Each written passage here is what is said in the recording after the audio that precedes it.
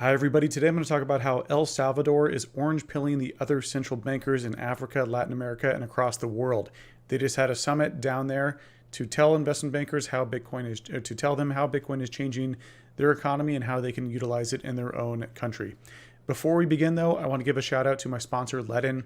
Ledin is the best place to borrow against your Bitcoin using it as collateral or getting a Bitcoin mortgage. It's a new product that they just came out with. Highly recommend that you check it out if you're looking to get a mortgage and you can't get qualified. Ledin is the best place to go get a Bitcoin mortgage. And then finally, you can lend out your Bitcoin and earn a yield on it, which is a great way to earn some passive income. Of course, it comes with risks. Okay, let's go ahead and switch back to the main presentation here. So I first write about this on Thursdays in my newsletter, The Held Report. So the Held Report, the subscription link should be on the screen here. If you want to subscribe, get this first on Thursdays, check it out.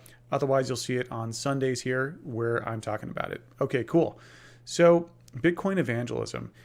Are the dominoes of Bitcoin government adoption about to start falling? Well, El Salvador cemented itself as having one of the most forward-looking monetary policies when it implemented Bitcoin as legal tender in September 2021. And President Bukele, Nayib Bukele's attitude was quite stoic and undeterred despite all this choppy price action. It's clear that this country has a long-term Bitcoin adoption plan. So other policymakers and bankers across the world started to wonder, what can Bitcoin do for them in their own country? And so Bukele brought together 32 central banks, 12 financial authorities, over 44 countries to meet in El Salvador to discuss, as he says here, financial inclusion, digital economy, banking the unbanked, and the Bitcoin rollout and how it benefited their economy. So it was a multi-day event, tons of different topics. And of course, there's no asset that isn't more inclusive than Bitcoin. So this is why the conference is being reported as a Bitcoin event, because Bitcoin is the core theme here. Bitcoin is the most inclusive money that you could have. So what's funny is he brought all the bankers together here in this picture, and this is a little video clip. I'll mute it, but because I'm not sure if the audio is going to come through, but essentially he asks them all to say Bitcoin instead of cheese. So all of these bankers, all of these all of these individuals who are involved in various countries' financial systems are here to learn about Bitcoin. So these are pretty small, lesser developed nations, and sometimes even El Salvador. But definitely compared to like Western countries, like this is not the UK, this is not the US, this isn't Germany here. These are small countries that came to understand how Bitcoin might change their economy. So what's really cool is that the talks began with chats about how Bitcoin can work in terms of Bitcoin being used as an asset in the economy. Hey everyone, I want to pause here real quick to give a shout out to one of my sponsors, Choice, the rebuilding retirement accounts for Bitcoiners and enabling you to trade real Bitcoin, crypto stocks, and more in a single tax-advantaged account. Thousands of Bitcoiners, myself included, have already signed up to start investing. I spent a long time looking for a solution like this. I'm super glad I found Choice. Check it out at www.choiceapp.io/held. The link is below in the description.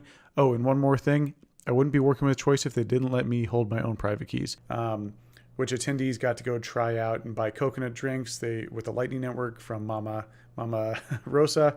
So she's here using Bitcoin Lightning. A lot of these individuals in El Salvador have poor access to electricity, poor access to internet.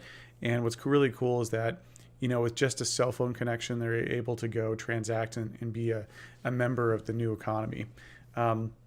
What's really cool is they walked around El Zonte. El Zonte is that Bitcoin beach town to go try this out. So like I said before, these weren't central bankers from the United Kingdom or the US, but more from countries like Rwanda, Nepal, Egypt, and Haiti. So what's really cool is that kind of like how back in these countries, a lot of times there wasn't landline phone connections built back in the 1940s, 50s, 60s, 70s, and 80s. But when cell phones came out, they just erected cell phone towers and skipped over that landline network entirely. And so Bitcoin kind of offers the same thing. You don't need to build out necessarily the old financial system if you can just piggyback and start using the new one, using Bitcoin. And so I think with this first class experience under their belts, the new class of financial heavyweights around the world are going to spread the good news of what Bitcoin can do for their country. So I'm really interested to see what happens here. And why does this matter? El Salvador is effectively transitioning from an early Bitcoin adopter to a international Bitcoin missionary. So they're not only just using Bitcoin, they're also educating other countries on how Bitcoin can benefit them. And they're setting the stage for a positive experience there. So Nicholas Bertie, the co-founder of Galoy Money, which created El Salvador's Bitcoin Beach wallet, told Cointelegraph that the attendees' attitude towards Bitcoin was super good, and nothing beats the experience of using Lightning to discover the potential of Bitcoin in person. He also added that multiple central bankers said I should meet their team in their country. So it does seem like some of this was effective. It does seem like this is really good news for Bitcoin adoption across the world. And definitely recommend you check out their blog post with this company Galoy, Galoy. And they recap a bunch of different things. They definitely, some central bankers weren't there to initially discuss Bitcoin, but over time, I think they got more open to the idea. In my take on all of this, Bitcoin education objectively is good. This is a great thing for Bitcoin, and Bitcoin adoption is even better. So them trying out Bitcoin, them using Bitcoin. It takes repeat exposure to really believe in Bitcoin.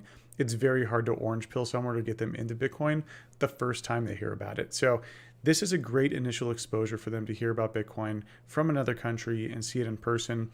And I'll be excited to see which country comes out next with the major Bitcoin announcement. But let's not forget the most important basic detail of Bitcoin. You don't need any permission to use Bitcoin. You don't need a government's permission to use Bitcoin or legitimize it. I don't care if a country makes it legal or illegal, you can still use Bitcoin in your own country.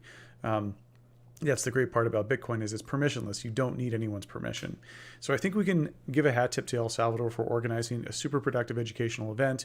Whether or not they move to adopt Bitcoin at home or not, these policymakers, my thesis is unchanged. Bitcoin is a permissionless money. Bitcoin empowers the individual in a way that fiat money can and never will. Now that this is more fully understood by the central banking community, it's going to be interesting to see which countries follow behind them. But we don't actually need them to go make Bitcoin legal tender for Bitcoin to be successful.